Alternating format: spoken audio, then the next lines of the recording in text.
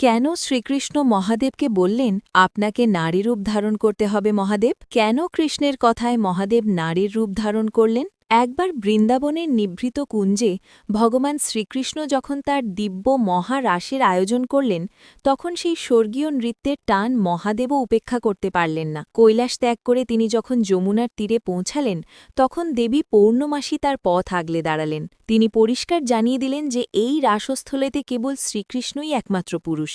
সেখানে শ্রীকৃষ্ণ ব্যতীত অন্য কোনো পুরুষের প্রবেশের বিন্দুমাত্র অধিকার নেই।